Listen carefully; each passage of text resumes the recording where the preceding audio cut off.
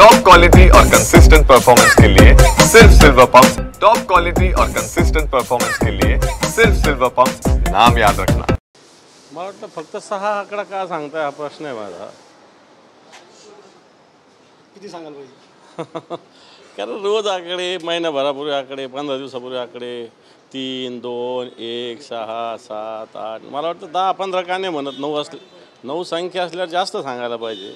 कारण आवाज तो या सगळ्या गोष्टी बडबड आत्ताच्या घडीला शिंदेंनाच कोणी विचारत नाही आहे या महाराष्ट्रामध्ये।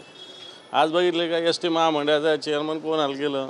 गोगावलेंना काढलं, शेट्टींना केलं। शेट्टी कोणी अधिकारी म्हणजे किमान त्या खात्याच्या कॅबिनेटला माहिती तरी पाहिजे।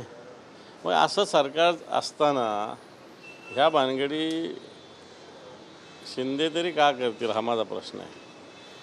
आणि त्याच्यामुळे या सगळ्या वावड्या, या अफवा त्या दररोज चालू असतात। छोटे मोठे कार्यकर्ते जाणं येणं ठीक आहे, पण संघटना एक प्रोसेस आहे। परंतु प्रत्यक्ष खासदाराविषयीच अशा पद्धतीने अफवा पसरवणे हे चुकीचे आहे।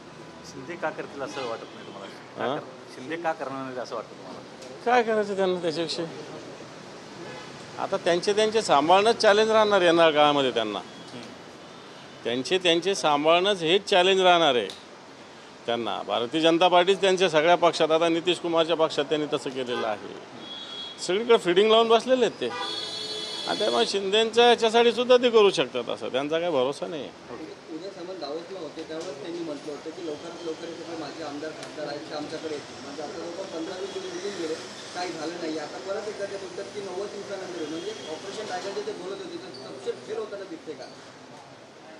हे पहा, हे नाहीच आहे कुठं, हे तुम्ही मीडियानी फैलवलेलं ऑपरेशन टायगर आहे। कोणता तरी एखादा नेता म्हटला की आम्ही ऑपरेशन टायगर करतोय? सांगा जरा। उदय सामंत लोक येतील म्हणले, ऑपरेशन म्हटलं, टायगर म्हटलं, टायगर ऑपरेशन टायगर काहीही म्हटलेलं नाही। ह्या तुमच्या अफवा असतात, तुमच्या बातम्या असतात। त्याच्यामुळे याला कोणताही अर्थ नाही, कोणताही पाया नाही, कोणताही याला काही विषय नाही याचा। आता संजय शेट्टी यांना एस टीचं अध्यक्षपद दिल्यामुळे शिंदे गटामध्ये धुसफूस वाढलेली पाहायला मिळते। देवेंद्र फडणवीस यांनी विश्वासात न घेता अशा प्रकारची परस्पर नियुक्ती करणं अयोग्य असल्याचं त्यांचं। मला असं वाटतं मुख्यमंत्र्यांनी रोज सगळ्यांना विश्वासात घेत बसलं ना तर कामच करता येणार। 5 वर्ष विश्वासात घ्यायलाच लागतील। त्याच्यामुळं त्या पदावर बसल्यानंतर तसेच निर्णय घ्यावे लागतील असं मला वाटतं। आणि राज्याच्या हिताचे निर्णय होत असतील तर मला वाटतं त्यालाही विरोध करण्याची गरज नाही। जसं पेरलं तसंच उगवत असतं। ठीक आहे, फडणवीसांनी एस टीचं केलं असेल, यांनी शिंदेंनी गृहमंत्री देवेंद्र फडणवीस असताना किती ऐकलं? पुरावे आहेत आमच्याकडे, यांच्याकडून आलेल्या याद्या आहे, किती फेरबदल झाले याच्या सगळ्या याद्या आमच्याकडे आहेत। त्यामुळे पेरलं तसं उगवत असतं, हा सृष्टीचा नियम आहे।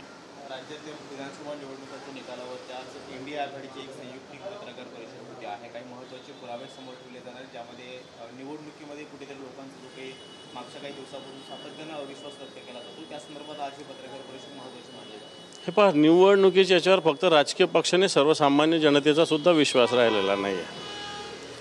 आज एक मार्करवाडी नव्हे तर शेकडो मार्करवाड्या या महाराष्ट्रामध्ये, दिल्लीमध्ये सुद्धा अशाच पद्धतीनं भावना लोकांची राहिलेली आहे। ज्या पद्धतीनं भारतीय जनता पार्टी सगळी यंत्रणा, निवडणूक आयोग, पोलीस यंत्रणा सगळं कामाला लावते, त्या पद्धतीनं जर बघितलं तर येणार काळात मतदानच करायचं का नाही करायचं अशा प्रकारची स्थिती माणसासमोर निर्माण होऊ शकणार आहे। कारण जर माझं मत मी ज्याला देतो त्याला पडणार नसेल तर मतदानाला का जायचं, अशी मानसिकता येणार काळात झाली तर मला असं वाटतं त्याच्यात फार आश्चर्य वाटायला नको। अंगणवाडी सेविकांना आता लाडकी बहीण योजनेची जी लाभार्थी महिला आहे त्यांच्या घरी जाऊन सगळी चौकशी करायला सांगितले, कोणाकडे वाहन आहे, कोणाकडे काय, आता हे सगळं चालू केलं सरकार। मला असं वाटतं आम्ही त्यावेळेस सांगत होतो, लोकांना खोटं वाटत होतं की निवडणुकीसाठी सुरू केलेली योजना आहे, हे प्रलोभन आहे, ही लाच आहे। त्यावेळेस सरसकट मंजूर केले, आता का नाही ठेवत ते सरसकट? आता तुम्हाला सर्वेक्षण आलं का? आता 4 चाकी दिसते। निवडणुकीच्या आधी काय नाही सांगितलं? 4 चाकी, दुचाकी ज्यांच्याकडे त्यांना दिलं जात नाही, ज्यांच्याकडे दुसऱ्या योजनेचा लाभ उचलतात त्यांना दिलं जाणार नाही, असं का नाही सांगितलं? याचाच अर्थ निवडणुकीसाठी सुरू केलेली ही योजना होती। लाडकी बहीण असं म्हणून मतदान घेतलं आणि आता या सगळ्या बहिणींना फसवणूक करणारे भाऊ या राज्याच्या सत्तेवर आहेत। गुलाबराव पाटील म्हणाले की अजित पवार असले तर आमच्या 100 जागा आल्या, तर अजित पवारांची बॅकडोर एंट्री झाली आणि सगळा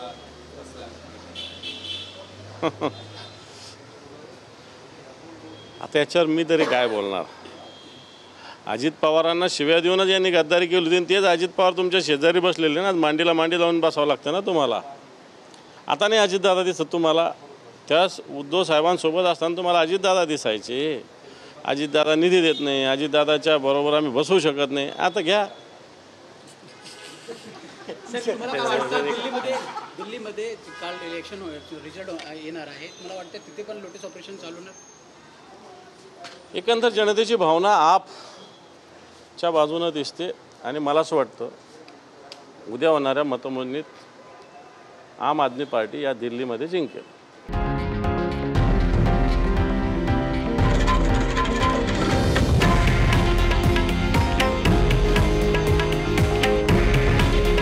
हे आहे देशातील नंबर 1 न्यूज नेटवर्क आणि आपण पाहत आहात TV9 मराठी. काळजी तुमची, हित महाराष्ट्राचं.